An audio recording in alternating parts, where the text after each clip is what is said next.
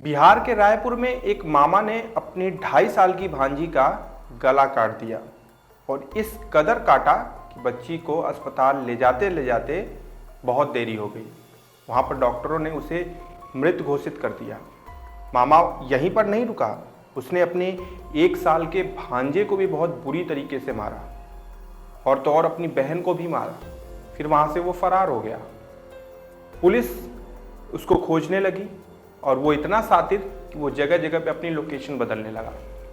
आखिरकार पुलिस ने उसे पकड़ा और उसने अपना गुनाह कबूल भी किया, यानी कि भांजी का हत्यारा मामा।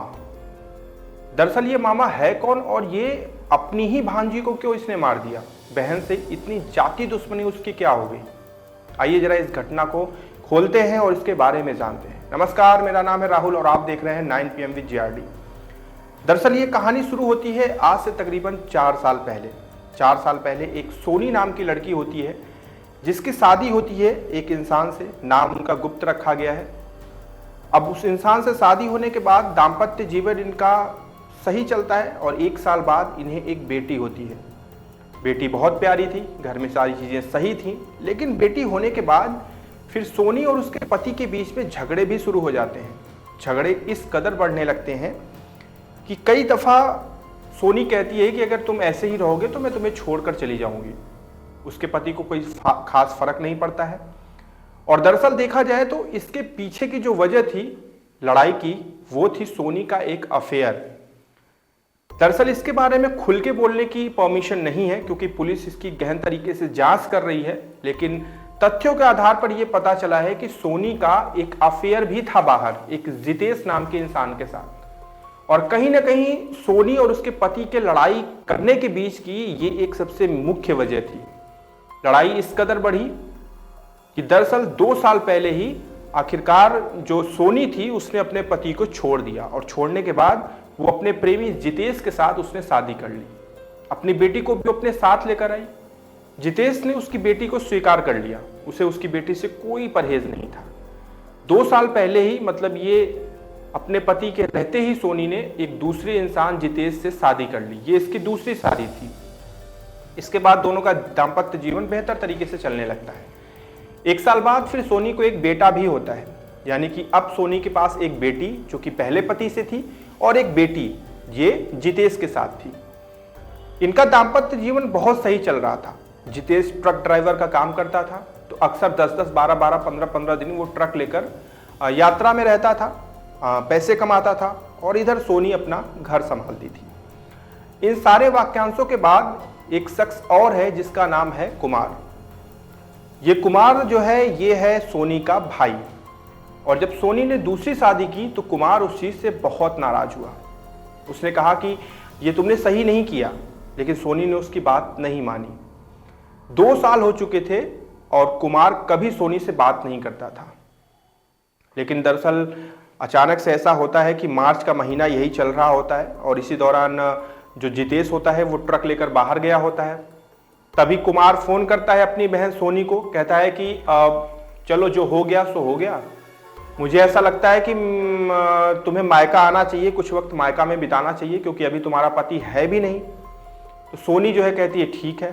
सोनी अपने पति जितेश को फोन करके बताती है कि मेरा भाई कुमार आ रहा है मुझे मायके ले जाने के लिए। जितेश कहता है कि चलो ठीक है, अगर इसी बहाने चीजें सही हो जाएं तो फिर क्या दिक्कत की बात है। फिर कुमार पहुंचता है सोनी के घर और पहुंचते ही वो उससे लड़ाई करने लगता है कि तूने सही नहीं किया दूसरी शादी करके, तेरा चरित्र अच्छा नहीं है, मुझे तेरा परिवार पसंद नहीं है, मुझे तेरा पति पसंद नहीं है। लड़ाई करने लगता है। सोनी फोन करती है अपने पति जितेश को, कहती है कि मेरा भाई आया तो जरूर है लेने के लिए, लेकिन वो लड़ाई कर रहा है, वो मेरी दूसरी शादी को लेकर मुझसे झगड़े कर रहा है, कह रहा है मुझे पसंद नहीं है। तो जितेश समझाता है, कहता है ठीक है, थोड़ा सा स्थिरता रखो और उसको समझाने की कोशिश करो। इसके बाद फोन रख के सोनी चली जाती है बर्तन धुलने के लिए। खाना वाना अपने भाई को खिला चुकी थी, वो बच्चे भी खाकर सो रहे थे। बर्तन मांज रही होती है, तभी अंदर से चीखने की आवाज आती है। सोनी दौड़ कर जाकर देखती है तो उसका कलेजा फट जाता है, उसकी आंखें फट जाती हैं। देखती है कि उसका भाई कुमार ने हाथ में एक ब्लेड पकड़ रखी है और उस ब्लेड से उसने उस 2.5 साल की बेटी का गर्दन ही काट दिया था। और तो और जो 1 साल का बेटा था उसकी भी गर्दन काट दी थी। दोनों बेड पे पड़े थे, पूरा चारों तरफ खून बिखरा हुआ था, लहूलुहान थी स्थिति।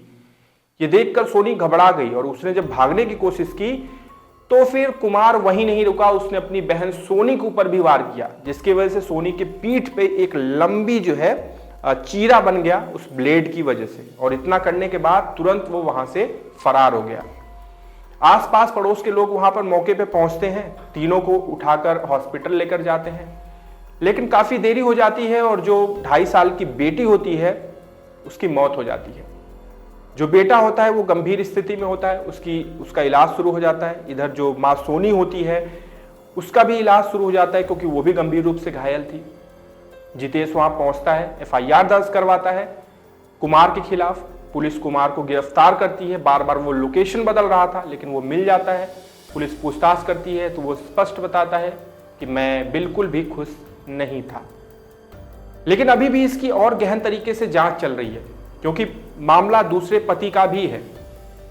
तो ये चीज समझने वाली बात थी कि अगर कुमार को दूसरा पति नहीं पसंद था तो वो जो 2.5 साल की बेटी थी वो तो पहले पति से थी ना, तो फिर कुमार ने सबसे पहले उस बेटी को क्यों मारा? ये प्रश्न खड़ा होता है, जिसकी जांच अभी हो रही है। लेकिन ये जो मामला है ये बहुत ही संगीन और बहुत ही निंदनीय मामला है।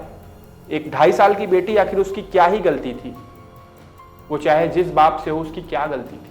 लेकिन आज वो इस दुनिया में नहीं है, इस हत्यारे मामा की वजह से। इस घटना के बारे में अपने ओपिनियन, अपनी राय जरूर दीजिएगा, और इस घटना से जुड़ा हुआ कोई नया फॉलोअप अपडेट आएगा तो मैं आपके साथ साझा करूंगा। ध्यान रखिएगा अपना। जय हिंद।